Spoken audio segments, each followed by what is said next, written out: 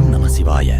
உங்கள் வாழ்க்கையின் ரகசியங்களை வெளிப்படுத்தும் ஜோதிட உலகிற்கு வரவேற்கிறோம்.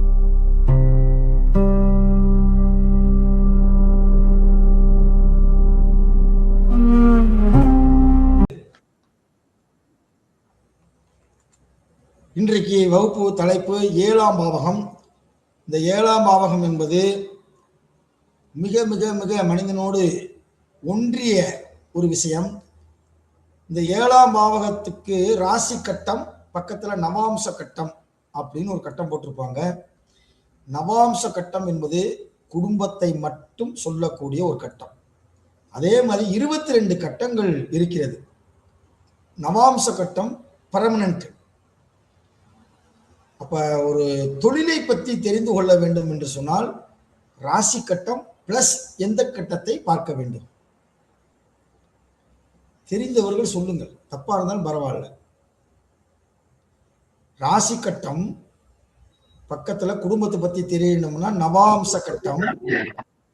ஒருத்தருடைய தொழிலை பற்றி நாம் தெரிந்து கொள்ள வேண்டும் என்று சொன்னால் ராசி கட்டம் பிளஸ் தசாம்ச கட்டம்.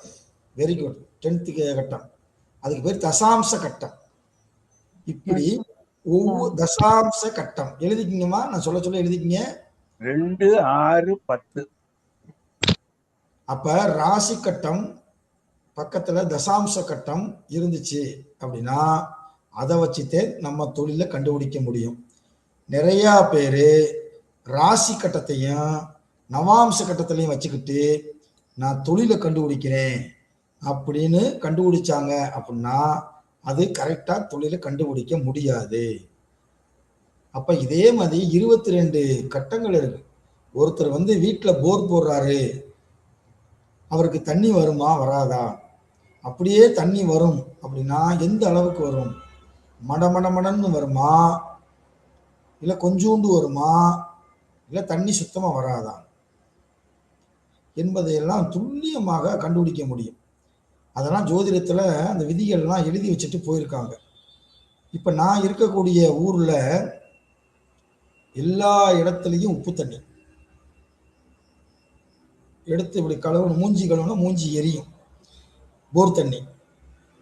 நான் மனசுக்குள்ள என்ன நினைச்சேன், நமக்கு அந்த தண்ணியாவது கிடைச்சா போதும் அப்படின்னு சொல்லி போர் போட்டேன்.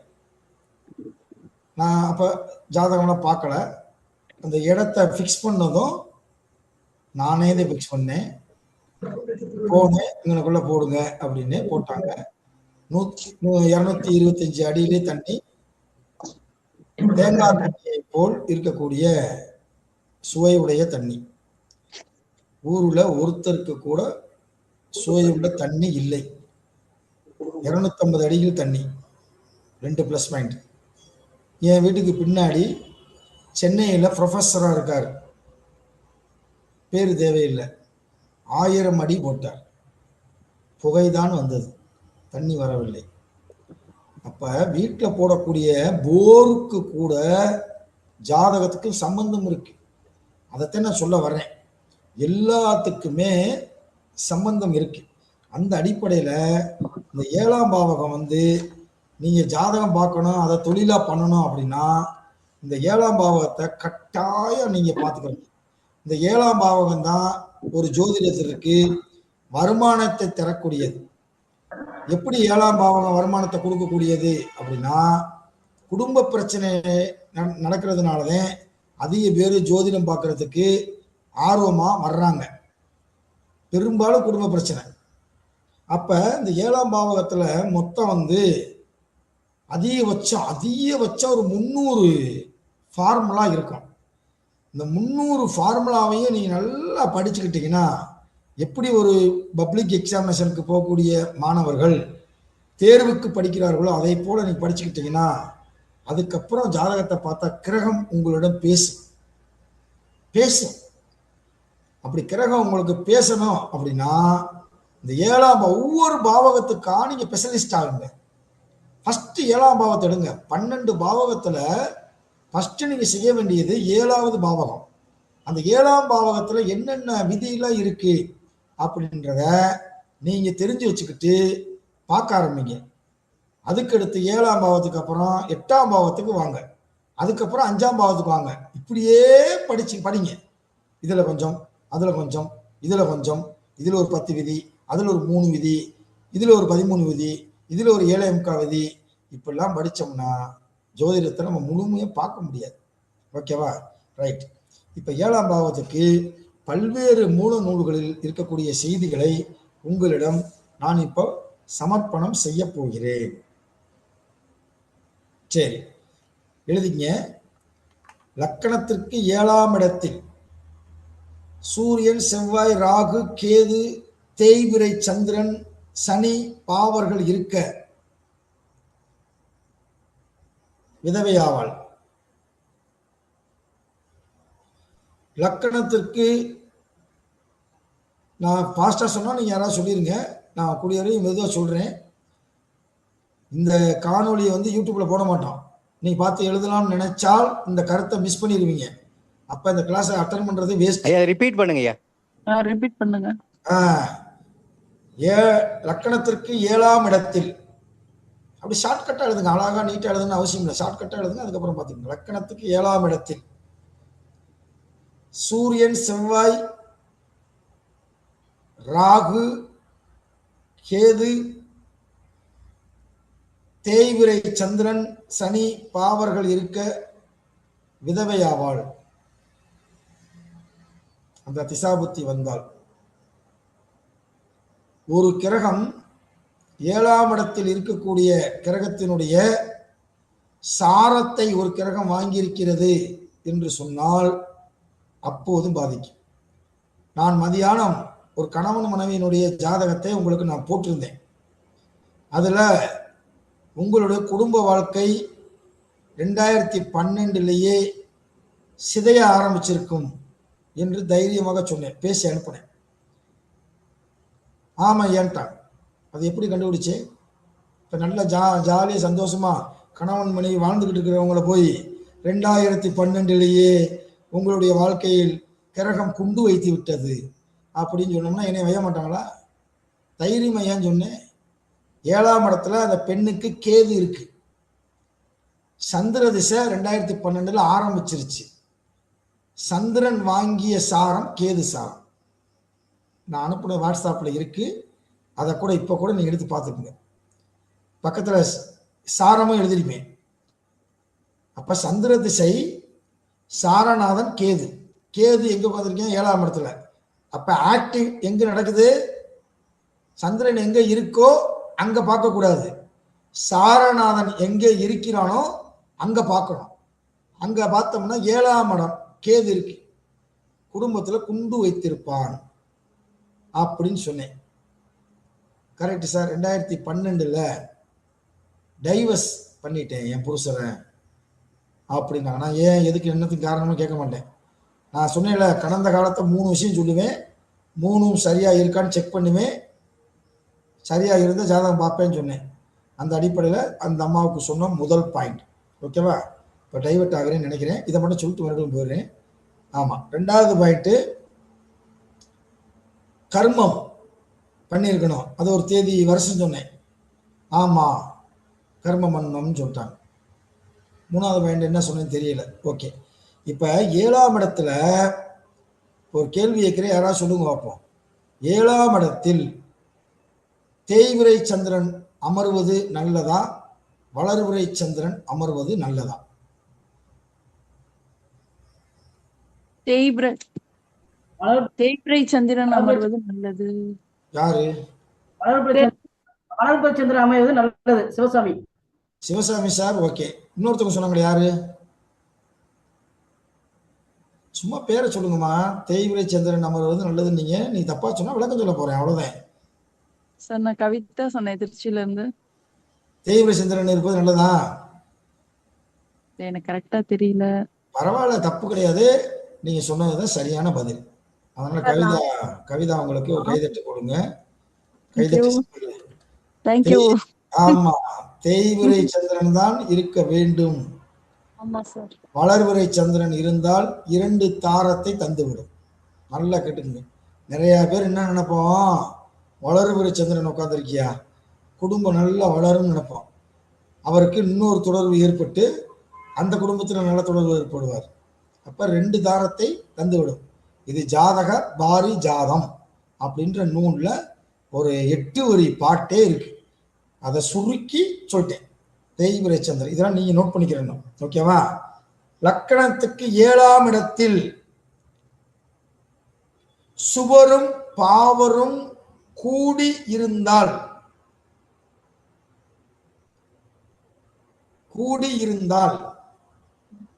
திருமணம் செய்த கணவனை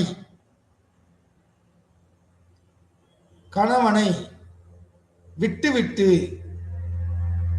தைரியத்துடனே தன் மனதிற்கு ஏற்ற புருஷனை கூடி திருமணம் செய்து சந்தோஷமாக இருப்பாள். மறுபடியும் சொல்றேன், 7ஆம் இடத்தில் சுவரும் பாவரும் கூடி இருந்தால் திருமணம் செய்த கணவனை விட்டுவிட்டு தைரியத்துடனே தன் மனதிற்கு ஏற்ற புருஷனை, யாரும் கோச்சுக்கிறாங்க, இதெல்லாம் பழைய காலத்து வார்த்தை, அந்த புக்கில் உள்ளது அப்படி சொல்றேன், புருஷனை கூடி திருமணம் செய்து சந்தோஷமாக இருப்பாள். இப்ப சொல்லக்கூடிய விதி மங்களீஸ்வரியம் பிராக்கெட்ல போட்டுங்க. இப்ப நான் சொல்லக்கூடிய ஒரு 15 விதியுமே மங்களீஸ்வரியம். அதுக்கடுத்து பகை நீச்சம் பெற்ற பாவர்கள், பகை நீச்சம் பெற்ற பாவர்கள் 7ஆம் இடத்தில் சுவர்கள் பார்வை அடைந்த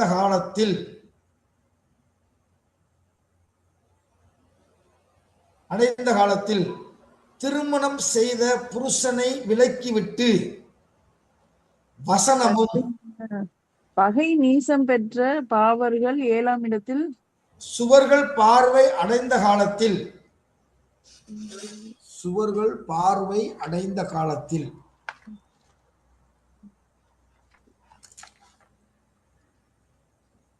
சுவர்கள் பார்வை அடைந்த காலத்தில் கல்யாணம் செய்த கணவனை விலக்கிவிட்டு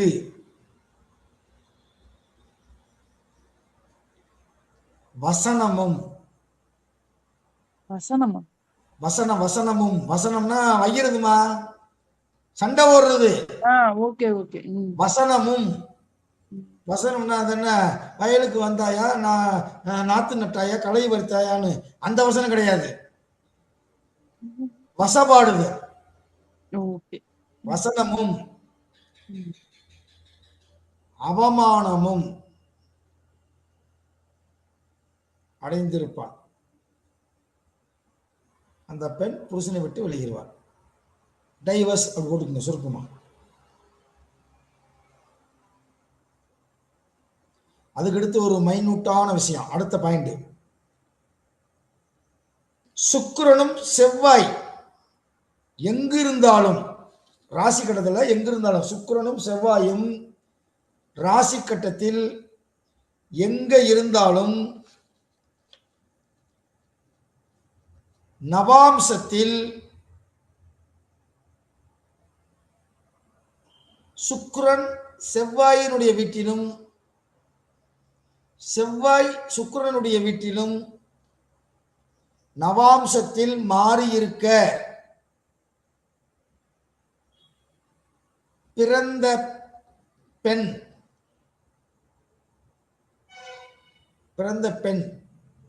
தன் சுய இச்சையினாலே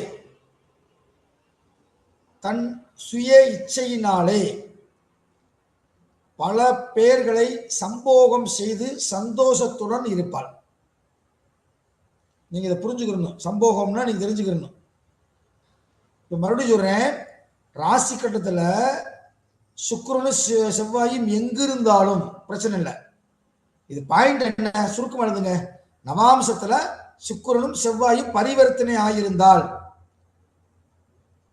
நிறைய பேர் நவாம்சத்துல பரிவர்த்தனை பார்க்கக்கூடாது, கிரகம் உச்ச ஆச்ச பார்க்கக்கூடாது அப்படின்லாம் சொல்லுவாங்க. கிடையவே கிடையாது. அங்கேயும் உண்டு.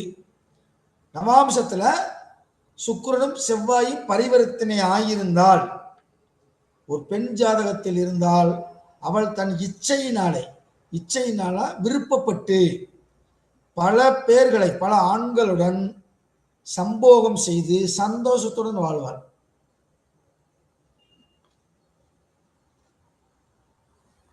அடுத்த பாயிண்ட், லக்கணத்துக்கு 7ஆம் இடத்தில் எங்க இருந்தாலும்னா எங்க இருந்தாலும் சேர்ந்து இருந்தாலும் தனித்தனியா எங்க இருந்து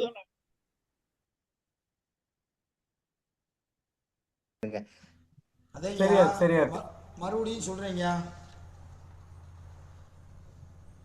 நமக்கு சுக்கிரன் செவ்வாய் எங்கிருந்தாலும், எங்கிருந்து போகுது ராசி கட்டத்தில் எங்கிருந்தாலும், நவாம்சத்தில் சுக்கிரன் செவ்வாய்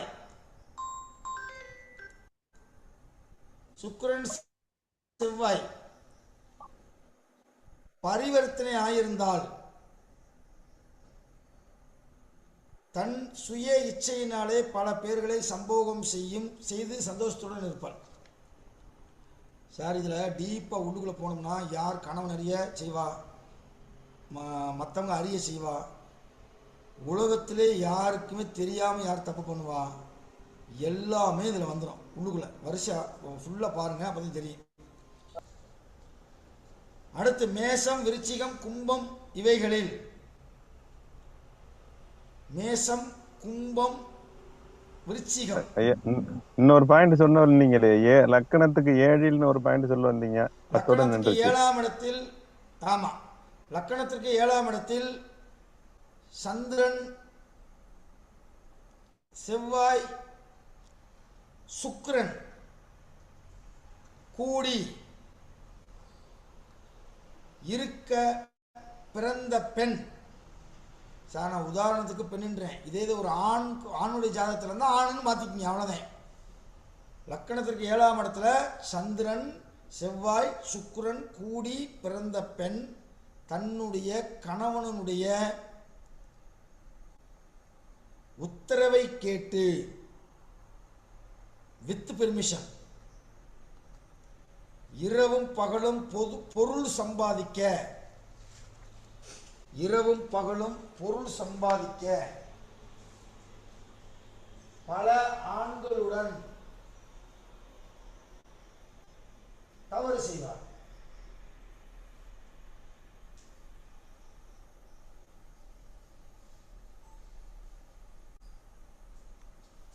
புரியுதா? சுக்கிரன், புதன், செவ்வாய். நம்ம ஏற்கனவே நேற்று ஒரு பாயிண்ட் பார்த்தோம். சுக்கிரனும் செவ்வாயும் இருந்தால் ஒரு பாயிண்ட் சொன்னோம். யாருக்காவது ஞாபகம் இருக்கா? சுக்கிரனும் செவ்வாயும் 7ல் இருந்தால் என்ன ஆகும்னு நேற்று ஒரு பாயிண்ட் சொன்னோம். விதவை மனப்பால்.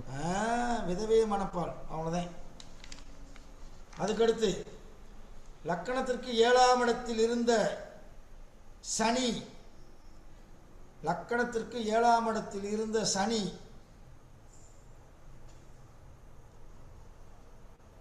செவ்வாய் சாரம் பெற்றால்,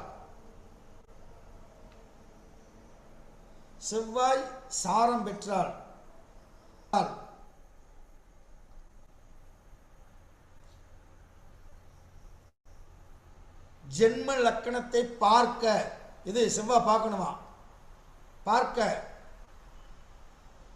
பெற்றிருந்த பெண் நோயுள்ளவளாக இருப்பாள். மறுபடியும் சொல்றேன், லக்கணத்திற்கு 7ஆம் இடத்தில் சனி இருக்கணும். அந்த சனி செவ்வாய் சாரம் வாங்கியிருக்கணும். அந்த செவ்வாய் லக்கணத்தை பார்க்கணும். பார்த்துச்சுன்னா நோய் உள்ளவளாக இருப்பாள். சார், 12 பொருத்தத்தில் கணப்பொருத்தம், தினப்பொருத்தம், மனப்பொருத்தம் அப்படின்னு பார்க்குறோம். இந்த நோயை பற்றி பார்க்குற ஒரு 12 பொருத்தத்தில் ஒரு பொருத்தம் வரும். தெரியுமா உங்களுக்கு? தெரியுமா? அந்த பெண்ணுக்கோ ஆணுக்கோ நோய் இருக்கா இல்லையான்னு பார்க்கறதுக்கு ஒரு 12 பொருத்தத்தில் ஒரு பொருத்தம் உண்டு. சரி, ரைட் விடுங்க. பெண்களுடைய லக்கணத்திற்கு 7ஆம் இடத்தில் ஐயா தெரியாது, சொல்லுங்க. சொல்றேன்.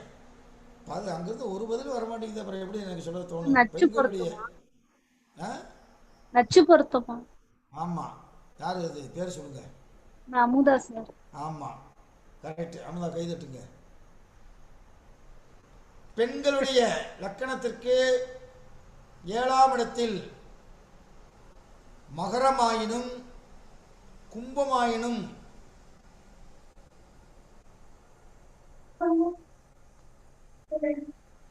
பெண்களுடைய லக்கணத்தில் 7ஆம் இடம் வந்து மகரம் கும்பம், அது அதாவது சனி வீடா வந்து வேற ஒன்றும் கிடையாது. அப்படி வந்தா கணவன் மூர்க்க குணமுடையவன். நவாம்சத்திலும் மகரம் அல்லது கும்பமாக இருந்தாலும் இதே பலன். அப்போ 7ஆம் இடத்தின் அதிபதி நவாம்சத்தில் எங்கே இருக்காரு? சனி வீட்டில் இருக்காரு. அப்படின்னா புருஷன் வந்து மூர்க்க குணம் உடையவனாக இருப்பான்.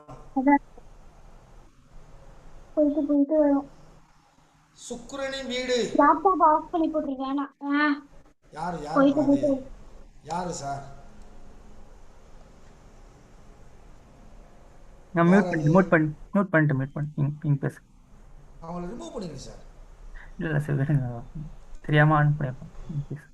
சரி, சுக்கிரனின் வீடு 7ஆம் இடமாக வந்து சுக்கிரனின் வீடு 7ஆம் இடமாக வந்து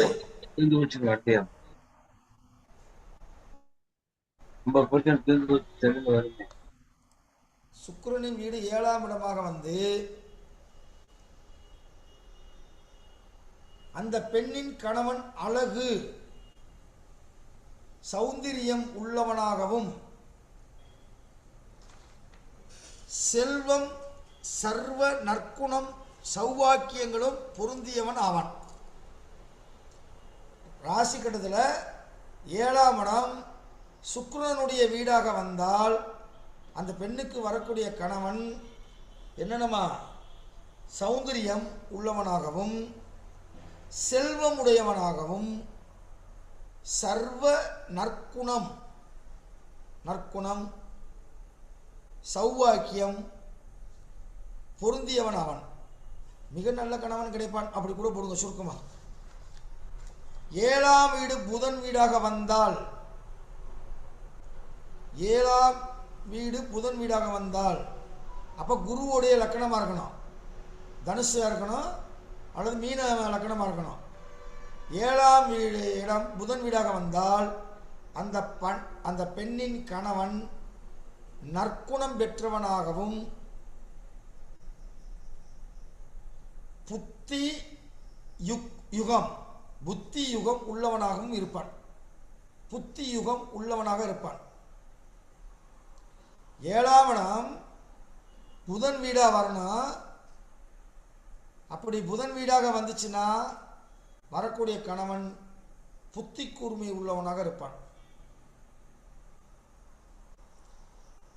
7ஆம் வீடு கடகமாக வந்தால் 7ஆம் வீடு கடகமாக வந்தால்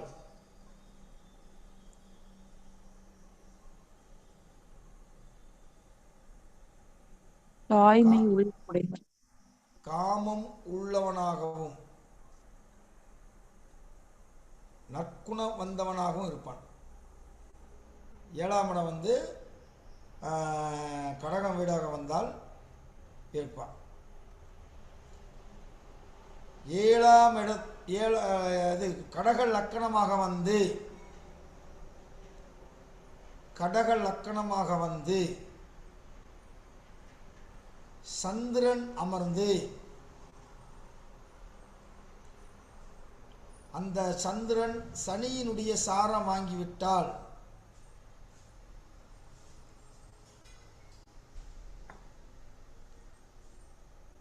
பல்வேறு ஆண்களுடன் தொடர்பில் இருப்பாள். தொடர்புனா நீங்கள் புரிஞ்சுக்கணும்.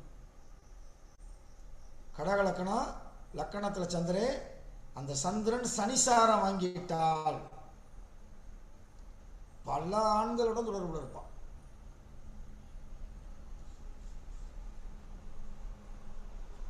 அடுத்து தனுசு மீனம் 7ஆம் இடமாக இருக்க பிறந்த ஸ்திரீயின் கணவர் தனுசு மீனம் 7ஆம் இடமா வரணும்.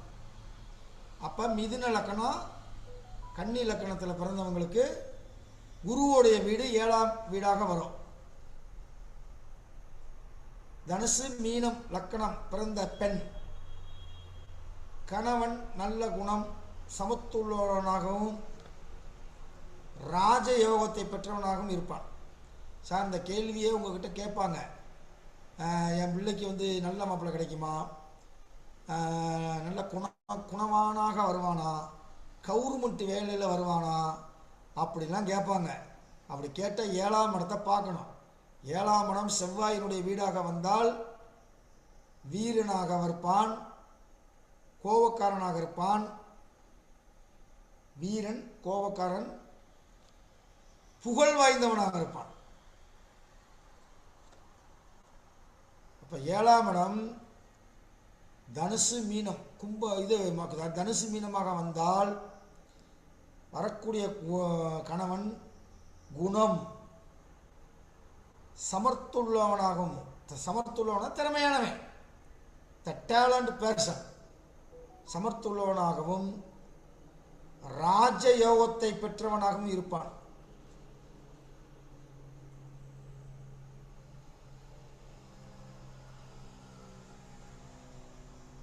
கும்ப லக்கணமாக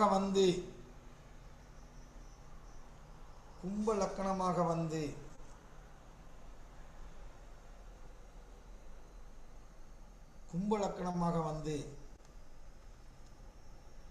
ஏழில் சூரியன் ஆட்சி பெற்றால்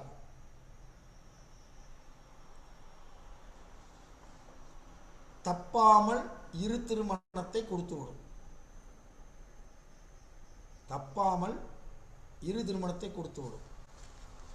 பெரும்பாலும் 7ஆம் இடத்தின் அதிபதி நல்லா கேட்டுக்கோங்க, 6, 8, 12 மறையக்கூடாது, பகை வீட்டில் உட்காரக்கூடாது, அந்த 7ஆம் இடத்தினுடைய அதிபதியை தீய கிரகங்கள் பார்க்கக்கூடாது, நவாம்சத்தில் நீசமடையக்கூடாது, ராசி கட்டத்தில் வந்து தீய கிரகத்தோடு சேரக்கூடாது, தீய கிரகம் பார்க்கக்கூடாது, தீயவர் வீட்டில் போய் உட்காரக்கூடாது. இப்படிலாம் இருந்தாத்தே குடும்ப வழக்கு நல்லா இருக்கும். இப்படி யாராவது இந்தியாவில் ஒருத்தருக்கு இருக்குமாயா? என்ன இவரே சொல்லுங்க, இந்தியாவில் இப்படி யாருக்காவது ஒருத்தருக்கு இருக்கா? கெட்ட வீட்டில் உட்காரக்கூடாது, கெட்டவன் கூட சேரக்கூடாது, கெட்டவன் பார்க்கக்கூடாது, நவாம்சத்தில் நல்ல வீட்டில் உட்காந்துருக்கணும் அப்படின்னா அதனால தான் இல்லறத்தில் எல்லாருமே கல்லானாலும் கணவன், ஃபுல்லானாலும் புருஷன், ஆஃப் ஆனாலும் ஹஸ்பண்டு, குவார்டரானாலும் கொணாளன். இதெல்லாம் கணவனுக்கு பேர். கண் கூட்டல் அவன் கணவன். நாங்களாம் கணவன் தெரியுமா, கண்ணு மாதிரி அப்படின்னு சொன்னேன். அதுக்கு என் வீட்டுக்கு சொன்னாங்க, வெறுங்கண்ணு வச்சு என்ன பண்ணுவீங்க? கண்ணுக்கு நடுவில் இருக்கக்கூடிய பாவை அப்படின்னு ஒன்று இருக்குது. பாவை அப்படின்னா பெண்ணுன்னு அர்த்தம். நாங்கள் இல்லாட்டி நீங்கள் பார்க்கவே முடியாது, லொல்லக்கண்ணாலாக இருக்கணும்ட்டான். சிரிப்பு வராட்டி பரவாயில்ல, புரியுதா உங்களுக்கு? பாவைன்னு கண்ணுக்குள்ளே இருக்கக்கூடிய அந்த ரவுண்டு கருவெளிக்கு பேர் பாவைன்னு பேர். அந்த பாவைனா இன்னொரு அர்த்தம் என்ன அப்படின்னா பெண்ணுன்னு அர்த்தம். கண் கூட்டலவன், கண்ணு மாதிரி நாங்கள் ஆண்கள் அப்படின்னு சொன்னால் வெறுங்கண்ணை வச்சு என்னையா பண்ணுவேன்? அந்த கண்ணு பார்க்கணும்னா பாவை வேணும். பாவைனா பெண்ணுக்கு இன்னொரு பேர் பாவை. அப்போ பெண் இல்லாமல் எதுவுமே இல்லை அப்படின்றது. இப்போ 7ஆம் இடம் வந்து இப்போ வந்து நீசமாக ஆயிடுச்சு. அவருக்கு கல்யாணம் ஆகிறது தாமதமாகும். 7ஆம் இடத்தின் அதிபதி வலு குறைஞ்சிருக்காரு, கல்யாணம் ஆயிருச்சு. எப்ப பிரச்சனை வரும்? அந்த 7ஆம் அதிபதி திசை வரும்போது பிரச்சனை வந்துடும். நல்லா கேட்டுக்குங்க. இன்னொரு கருத்து, மிக மிக முக்கியமான கருத்து சொல்றேன், மைனூட்டா நீங்க பாருங்க. 7ஆம் இடத்தில் ஒரு கிரகம் இருந்து ஏதோ ஒரு கிரகம் திசைநாதன் அந்த 7ஆம் இடத்தினுடைய அதிபதியினுடைய சாரத்தை வாங்கிவிட்டால் குடும்பத்தில் எங்கிருந்து பிரச்சனை வருது, எப்படி பிரச்சனை வருதுன்னு தெரியாது, வந்துடும். புரியுதா? சரி, கொஞ்சம் ரிலாக்ஸ்க்காக சில விஷயம் சொன்னேன். அதுக்கடுத்து லக்கணத்தில் சந்திரனும் புதனும் இருக்க பிறந்த பெண், லக்கணத்தில் சந்திரனும் புதனும் இருக்க பிறந்த பெண் சாஸ்திரம் அறிந்தவள். லக்கணத்தில் சந்திரனும் புதனும் இருக்க அவள் சாஸ்திரம் அறிந்தவள், ஏதாவது ஒரு சாஸ்திரத்தை கற்றிருப்பாள். கீத வாத்தியமும் தெரிந்த நல்ல பெண், புக்தி யுகம் உடையவள். புத்தி யுகம், ஏன்னா லக்கணத்தில் புதன் வந்து திக்பலம். ஓகேவா?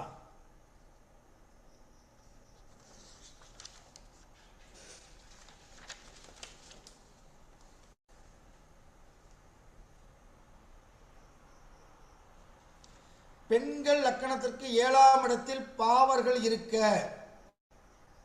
பெண்கள் லக்கணத்தில் 7ஆம் இடத்தில் பாவர்கள் இருக்க, இது ரொம்ப ரொம்ப முக்கியமான பாயிண்ட்.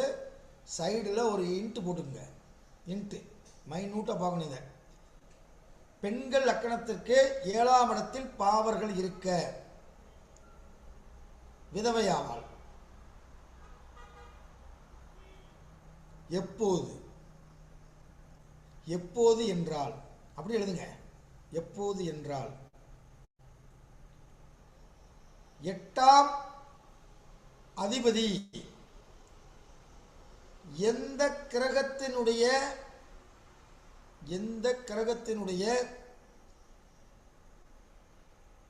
நவாம்சத்தில் இருக்கின்றானோ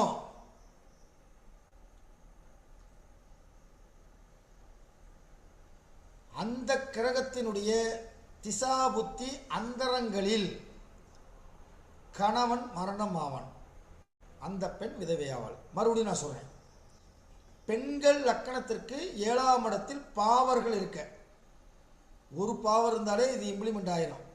சில பேர்த்துக்கு 2 பாவர் 3 பாவர் சேர்ந்து இருக்கும், பாவராக உட்காந்துருக்கும் 7ஆம் இடத்துல.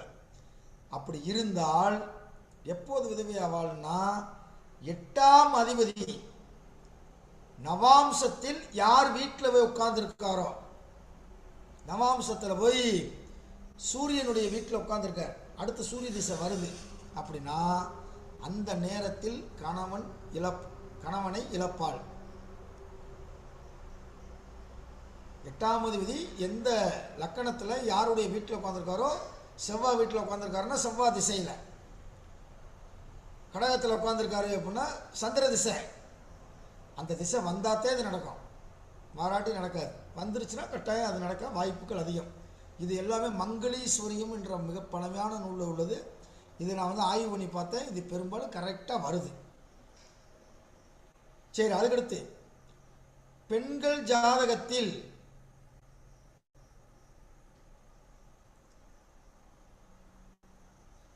எட்டில் பாவக்கிரகமாகிய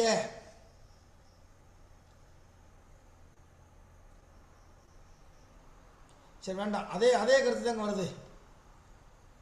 வேணாம், இதை கொஞ்சம் அப்படி அழைச்சிக்கங்க. 7இல் சந்திரனும் சனியும் இருந்தால் அது வேறு புணர்ப்பு தோஷம். 7ஆம் இடத்தில் சந்திரனும் சனியும் இருந்தால் பொல்லாத மனைவி அமையும். பொல்லாத மனைவி அமையும். 7ஆம் இடத்தில் செவ்வாய் இருந்தால்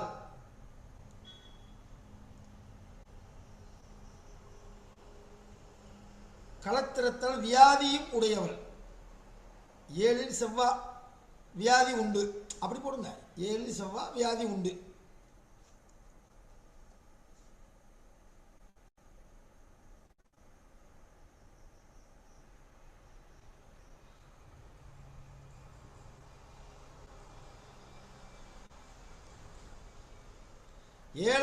வீட்டோன், அடுத்த பாயிண்ட், 7ஆம் வீட்டோன்,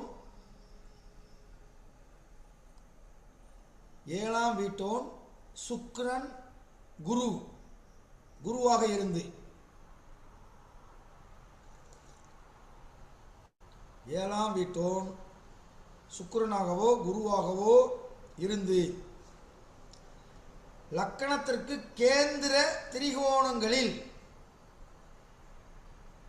சனி இருந்து பார்வையிட்டால், அந்த சனி எங்க இருக்கணுமா? கேந்திரத்தில் இருக்கணும் அல்லது திரிகோணத்தில் இருக்கணும். அப்படி இருந்து 7ஆம் இடத்தில் இருக்கக்கூடிய அந்த 7ஆம் வீட்டோன் சுக்கிரன் குருவாக இருந்து லக்கணத்திற்கு கேந்திர திரிகோண ராசிகளில் சனி இருந்து பார்வையிட்டால் 2 அல்லது 3 திருமணங்கள் நடக்கும். 2 அல்லது 3 திருமணங்கள் நடக்கும். ஃபர்ஸ்ட் ரூல்ஸ், 7ஆம் வீடு வந்து சுக்கிரன் வீடா வரணும், குரு வீடா வரணும். அப்படி வந்து கேந்திரத்தில் திரிகோணத்தில் சனி இருந்து சனி 3, 7, 10 பார்வைகளில் ஒரு பார்வையில் பார்த்து விட்டால் அவருக்கு மினிமம் 2 மேக்சிமம் 3. ஆமா. 7இல் அடுத்து சொல்லுங்க. இது 7ஆம் வீட்டை பார்க்கணுமா இல்ல சுக்கிரன் குருவை பார்க்கணுமா சார்? சனி சுக்கிரன் குரு வீடு, அந்த வீட்டை பார்க்கணும். அந்த வீட்டை ஆமா, அந்த வீட்டை பார்க்கணும். இந்த பாட்டை கூட நம்ம எடுத்து உங்களுக்கு குரூப்ல போடுறேன், அதுக்கப்புறம் அதை படிச்சு பார்த்தா கூட தெரிஞ்சிடும். ஓகேவா? அடுத்த ரூல்ஸ், 7இல் சந்திரனும் சுக்கிரனும், 7ல் சந்திரனும் சுக்கிரனும் அல்லது சனி செவ்வாய்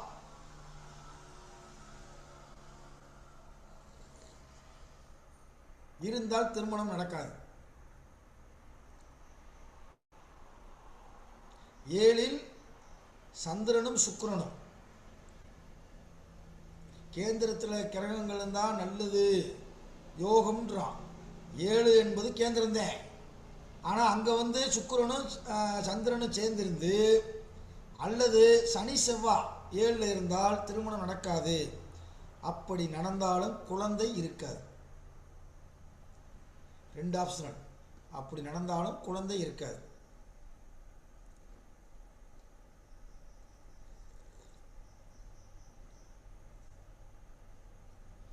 அடுத்து 7ஆம் அதிபதி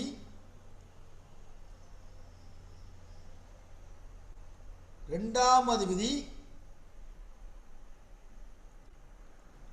பிளஸ் சுக்கிரன், 7ஆம் அதிபதி பிளஸ் 2ஆம் அதிபதி பிளஸ் சுக்கிரன் கூடி 6, 8, 12 இருந்தால் யாரை திருமணம் செய்தாலும் இறந்து போய்விடுவார்கள். 7ஆம் அதிபதி பிளஸ் 2ஆம் அதிபதி பிளஸ் சுக்கிரன் மூவரும் சேர்ந்துருக்கணும்.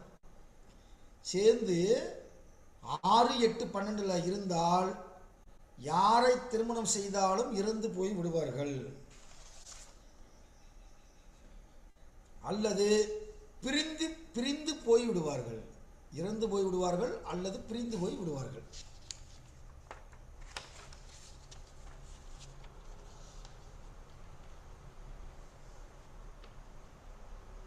சுக்கிரன் என்ற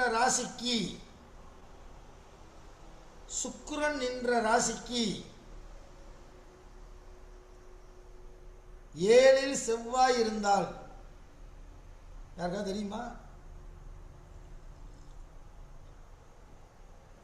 சுக்கிரனுக்கு 7ல் செவ்வாய், சுக்கிரன் எங்க இருக்கோ அதிலிருந்து 7ஆம் இடத்துல செவ்வாய் இருந்தால் கள்ளத்தனம் உடையவள். செவ்வாய் தோஷமா சார்? செவ்வாய் தோஷமா கிடையாது, சுக்கிரனுக்கு 7ல். ஆமா, செவ்வாய் தோஷத்துக்கு அப்படி ஒரு விதி சொல்றாங்க. சுக்கிரனுக்கு 7லையும் பார்க்க சொல்றாங்க. லக்கணத்திலேருந்து பாரு, சந்திர லக்கணத்திலேருந்து பாரு அப்படின்றாங்க. 3ஐயும் பார்த்தா உலகத்தில் எல்லா பேத்துக்கும் இந்த செவ்வாய் தோஷம் இருக்கும். நீங்கள் லக்கணத்திலேருந்து எடுத்துக்கங்க. ஓகேவா? லக்கணம் வழிதான் சந்திராலக்கண வழிதான். ஃபஸ்ட்டு எது வலிமையானது அப்படின்றத நம்ம தெரிஞ்சுக்கிறணும்.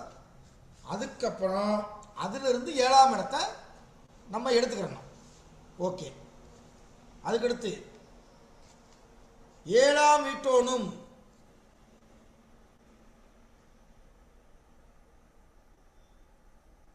சார் இது என்ன சொல்கிறேன், சுக்கிரன் என்ற ராசிக்கு 7ல் சந்திரன் சனி செவ்வாய் இருந்து, சுக்கிரன் என்ற ராசிக்கு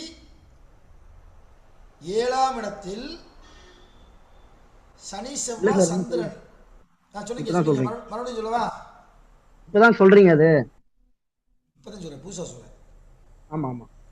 சுக்கிரன் என்ற ராசிக்கு சுக்கிரன் எங்க இருக்கோ அதுல இருந்து 7ஆம் இடம் அப்படி ஆப்போசிட்டா அந்த இடத்துல சந்திரன் சனி செவ்வாய் இருந்து 11ஆம் இடத்தில் குரு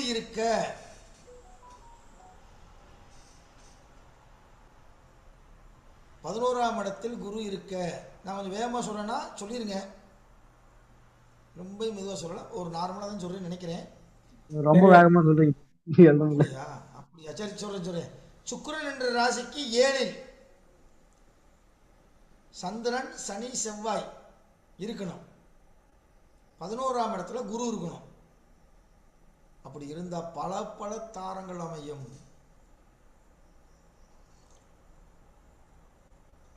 பல மடங்கு இல்ல, பல பல தாரங்கள்னா மெனி மோர் ஹஸ்பண்ட்.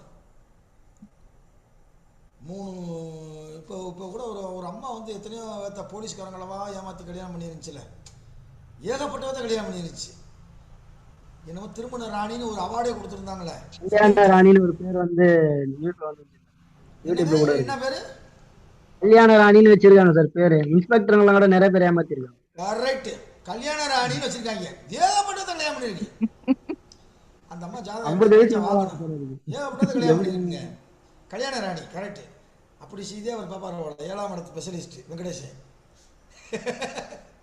ரைட், அடுத்து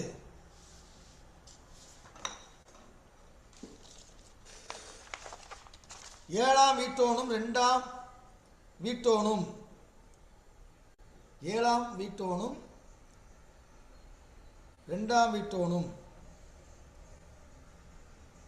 கேந்திர திரிகோணத்தில், 7ஆம் வீட்டோனும் 2ஆம் வீட்டோனும் கேந்திர திரிகோணத்தில், வேற எங்க இருந்தாலும் இது பொருந்தாது. கேந்திர திரிகோணத்தில் ஆட்சி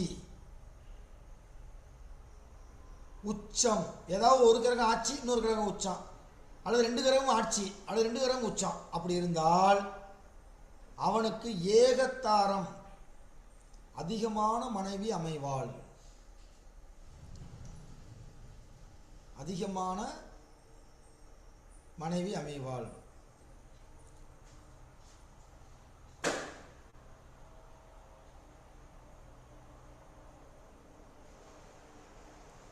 கன்னி ராசியாய் இருந்து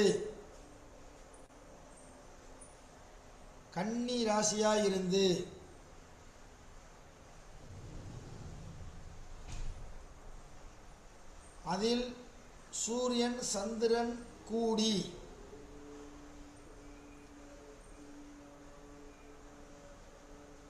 ஏழாம் இடத்தில். தனபாண்டி மேடம் வணக்கம். வணக்கம், ரொம்ப நாள் ஆச்சு. வணக்கம் சார். வணக்கம் சார். இப்பதான் பாக்குறேன். யூஸ் பண்ணிக்கிறேன் சார். சரி சரி, மைண்ட் கொஞ்சம் ரிலீஃபா இருக்கும். சும்மா அதுலயே இருக்காதீங்க, அந்த மாதிரி வாங்க கொஞ்சம். ஓகேவா? ரொம்ப சந்தோஷம். முடிச்சுட்டு பேசுவோம். கன்னி ராசியா இருந்து அவங்க தாசில்தார் மேடம், நிறைய பேர் புதுசாக வந்திருக்கீங்க தெரியாது, ஒரு பெரிய போஸ்ட்டில் இருக்காங்க. அவங்க அஸ்ட்ராலஜி பல வருஷமாக படிக்கிறாங்க. நானும் அவங்களும் அஸ்ட்ராலஜி கிளாஸ்மேட். ஆமாம். கன்னி ராசியாக இருந்து அதில் சூரியன் சனி கூடியிருக்க, ஏழாம் இடத்தில் குரு இருக்க, அந்த ஜாதகனின் மனைவி பல கஷ்டத்துடன் இறந்து போவாள். பல கஷ்டத்துடன் இறந்து போவாள்.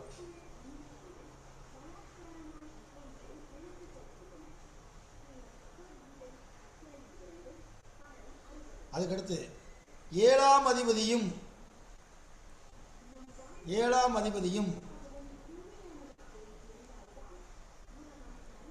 மூன்றாம் அதிபதியும் அப்படி எழுதுங்க. 7+3 அப்படி போட்டுக்குங்க சுருக்குமா. 7+3 ஏழாம் அதிபதி மூணாம் அதிபதி கூடி பிளஸ் சூரியனையே கூடி 6, 8, 12 போய் உட்காந்துட்டா இளம் வயதில் விதவையாவாள். ஒரு பையன் ஜாதகத்தில் இது இருக்கு அப்படின்னா அவனுடைய மனைவி இறந்துருவாங்கன்னு அர்த்தம். ஒரு பெண்ணினுடைய ஜாதகத்தில் இந்த அமைப்பு இருக்கு அப்படின்னா அவருடைய கணவன் இறந்துருவாரு அப்படின்னு அர்த்தம். 7க்குரியவனும் 3க்குரியவனும் ப்ளஸ் சூரியன் அப்படின்னு மட்டும் போடுங்க. 7+3 + சூரியன் சேர்ந்து 6, 8, 12 இருந்தால் இளம் வயது விதவை, இளம் அமங்கல யோகம் அப்படின்னு சொல்லுவாங்க. Young widow. 7ஆம் வீடு சனி வீடாக வந்து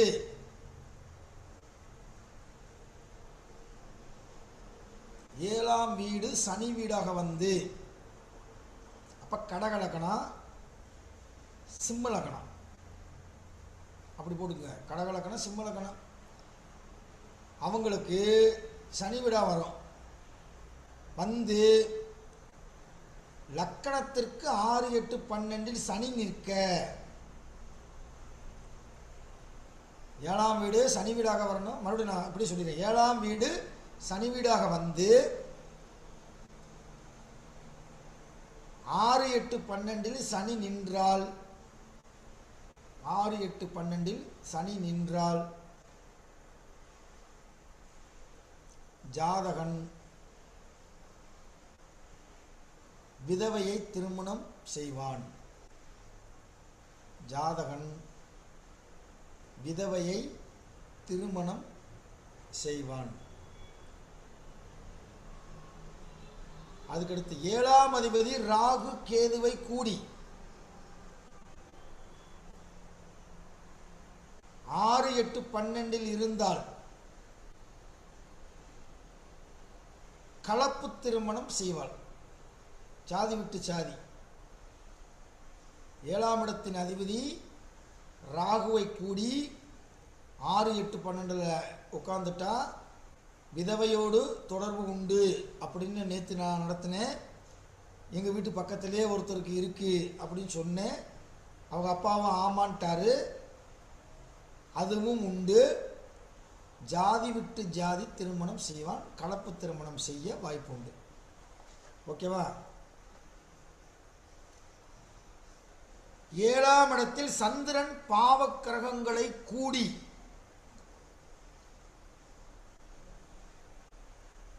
7ஆம் இடத்தில் சந்திரன் பாவக்கிரகங்களை கூடி நின்றாலும் பார்த்தாலும் 7ஆம் இடத்துல சந்திரன் பிளஸ் பவர்.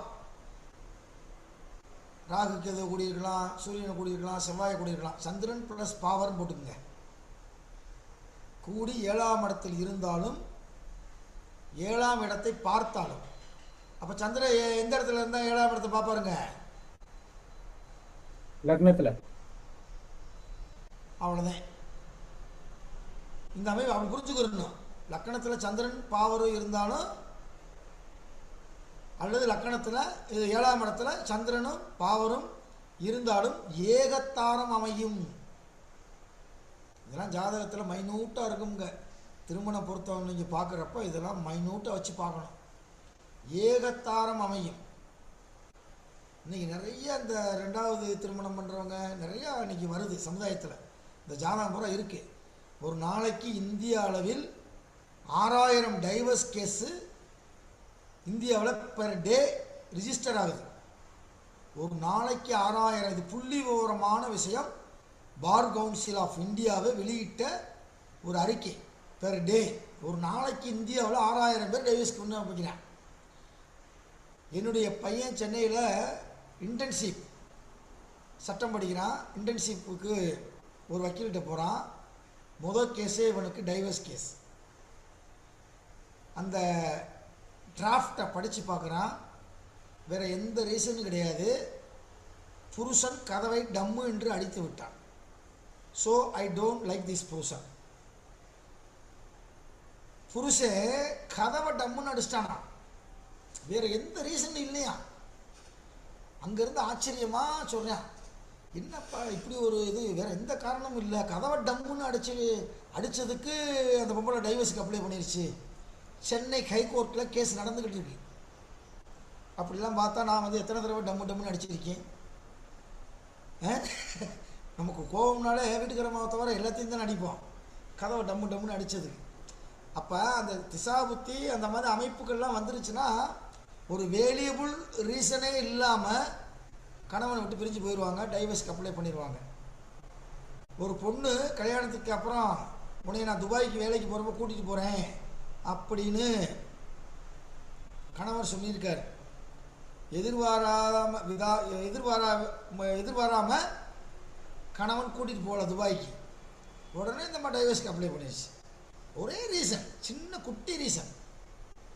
துபாய்க்கு போய் பார்த்தா தான் தெரியும். அதெல்லாம் வந்து துபாயெலாம் நம்ம தமிழ்நாடு மாதிரி கிடையாது. இங்கே இருக்கக்கூடிய சந்தோஷம் மகிழ்ச்சி எதுவுமே கிடையாது.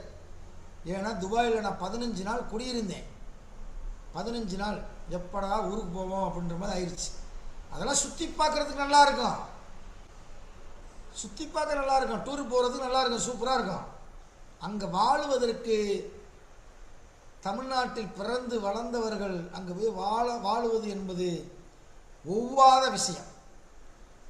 இப்போ சென்னையெல்லாம் பார்த்தீங்கன்னா எனக்கெல்லாம் போனால் அடுத்த எப்படா ஊருக்கு போகணும்னு தோணும். சென்னையே பிடிக்காது, எத்தனையோ பேருக்கு பிடிக்காது. நான் நிறைய பேர்த்து ஆராய்ச்சி பண்ணியிருக்கேன். சென்னை எத்தனை பேருக்கு பிடிக்கும்னா ஐயோ அதெல்லாம் ஒரு ஊராங்க, எப்படா போயிட்டு நம்ம மதுரைக்கு போவோன்னு இருக்கு அப்படின்னு சொல்லுவாங்க. ஒவ்வொருத்தருக்கும் ஒரு இடம் சூட் ஆகாது, அது மாதிரி. சரி, அதுக்கடுத்து 7ஆம் வீட்டோனும் சுக்கிரனும் நீசமானால் 3 மனைவி அமையும். 7ஆம் வீட்டோனும் நீங்கள் இந்த இடத்துல கேட்கணும், 7ஆம் வீட்டோன் வந்து நீச பங்கமாயிட்டான் சார் அப்படின்னா நீச வேலையையும் செய்யும், அது பங்கத்தினுடைய வேலையையும் செய்யும். 7ஆம் இடத்தின் அதிபதியும் சுக்கிரனும் நீசமானால் 3 மனைவியை உடையவன். 3 மனைவியை உடையவன்.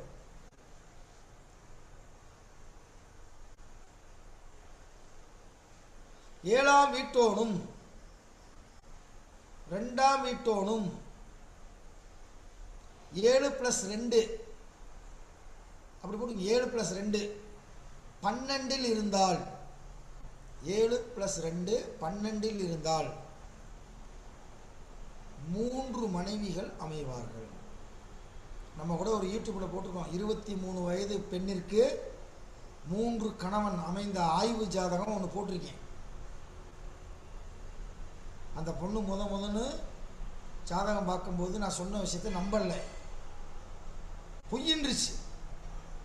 அதுக்கப்புறம் நல்லா பேசி பழகினதுக்கப்புறம் அந்த பொண்ணு என்கிட்ட ஒத்துக்கிடுச்சு, சார் எனக்கு 3 கல்யாணம் நடந்துருச்சு, நான் தெருவில் பஸ்ஸை விட்டு இறங்கினோடனே தாலியை கழட்டி பேக்கில் இருக்கக்கூடிய தாலியை எடுத்து நான் போட்டுக்கிருவேன், பஸ்ஸு ஏறுறப்ப தாலியை கழட்டி பேக்கில் வச்சுக்கிருவேன். அந்த பொண்ணு சொன்ன ஸ்டேட்மெண்ட். ஏன்னா காலேஜில் படிக்குது, டிகிரி முடிச்சுட்டு பிஜி படிக்கிறாங்க. அப்போ காலேஜில் கல்யாணம் ஆகலைன்னு சொல்லி வச்சுருக்கு, ஆல்ரெடி 3, ஒருவேளை 4க்கு ரெடி பண்ணுதா என்னன்னு தெரியல. அப்போ என்னென்னா அப்படி இருக்கும்போது அந்த பொண்ணு அப்படி வாழ்ந்துக்கிட்டு இருக்கேன் அப்படின்னாங்க. அந்த அமைப்பு தான் அந்த ஜாதக இதே போட்டிருக்கோம், ஆய்வு ஜாதகம் நம்ம போட்டிருக்கோம் யூடியூப்பில். 23 வயதில் 3 கணவனை ஏன் கொடுத்தது அப்படின்னு சொல்லி அதை பாருங்கள். அதில் நிறையா ரூல்ஸ் சொல்லியிருப்பேன். சார் 7க்குரியவனும் 2க்குரியவனும் 12ல் இருந்தால் 3 மனைவியே உடையவர்கள். அப்போ ஃபஸ்ட்டு தாரம் சூட் ஆகாது, 2வது தாரம் சூட் ஆகாது, 3வது தாரம் சூட் ஆகும். ஆமாம், பெண்களுக்கு வந்து செவ்வாய் நல்லா இருக்கணும். செவ்வாய்க்கு பேர் மங்களக்காரகன், மங்களன். செவ்வாய்க்கு பேர் மங்களன், அங்காரகன். அப்போ பெண்களுக்கு 8ஆம் இடமும் செவ்வாயும் நல்லா இருக்கணும். 8ஆம் இடம் தான் பெண்களுக்கு தாலிக்குரிய சிம்பல் செவ்வாய். செவ்வாயும் நல்லா இருக்கணும், 8ஆம் இடமும் நல்லா இருக்கணும். அது சரியில்லை அப்படின்னா அந்த நேரத்தில் நம்ம அதெல்லாம் சந்திக்க வேண்டிய ஒரு சூழ்நிலை ஏற்பட்டு விடும். 7ஆம் வீட்டோனுக்கு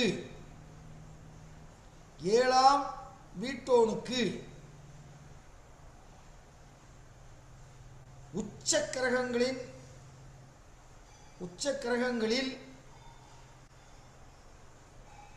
பாவக்கிரகங்கள் இருந்து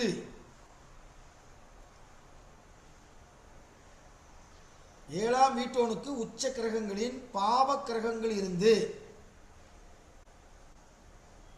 12 செவ்வாய் சுக்கிரன்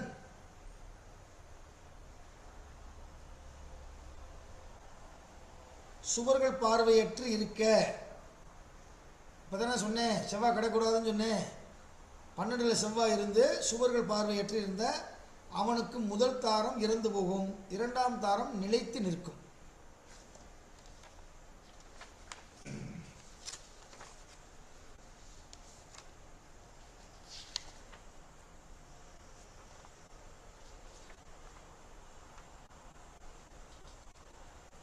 ஏழாம் வீடு சூரியனுடைய வீடாக வந்தால் கிழக்கிலிருந்து மாப்பிள்ளை அமையும். 7ஆம் வீடு சூரியனுடைய வீடாக இருந்தால் கிழக்கிலிருந்து மாப்பிள்ளை அமையும். 7ஆம் வீடு சுக்கிரன் என்றால் சுருமா போடுங்க 7 சுக்கிரே அக்னி மூலைக்கு நேர இருந்து வருவார். உங்க வீடு எங்க இருக்கோ அந்த வீட்டில இருந்து அக்னி மூலைக்கு நேர திசையிலிருந்து மாப்பிள்ளை வரும். 7ஆம் வீடு செவ்வாய் என்றால் 7ஆம் வீடு செவ்வாய் என்றால் தெற்கில் இருந்து மாப்பிள்ளை அமையும்.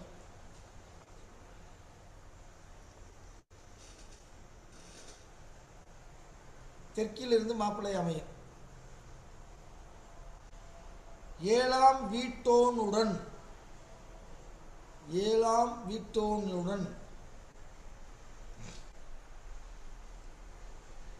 ராகு கேது சேர்ந்திருந்தால் 7ஆம் வீட்டோனுடன் ராகு கேது சேர்ந்திருந்தால் தென்மேற்கு திசையிலிருந்து மாப்பிள்ளை அமையும். அதாவது அவங்க எந்த திசையில் இருக்காங்க, தலைவாசலை பார்த்துக்கிறோம். அந்த தலைவாசலிருந்து கணக்கு இவங்க மாப்பிள்ளை வீடு எங்கே குடியிருக்காங்களோ அதுலேருந்து பெண் வீடு கணக்கு. ஒரு பெண்ணு ஜாதகத்தில் எப்படி அமைப்பு இருக்குன்னா அந்த பெண்ணு குடியிருக்கிற வீட்டில் இருந்து அந்த வீட்டிலிருந்து அந்த திசையில் கிடைக்கும். 7ஆம் வீட்டோன் சந்திரன் என்றால் 7ஆம் வீட்டோன் சந்திரன் என்றால் வடமேற்கு திசையிலிருந்து பெண் அமையும். 7ஆம் வீடு சந்திரன் வீடாக இருந்தால் வடமேற்கு திசையிலிருந்து பெண் அமையும். 7ஆம் வீட்டோன் சனியாக இருந்தால் மேற்கிலிருந்து பெண் அமையும்.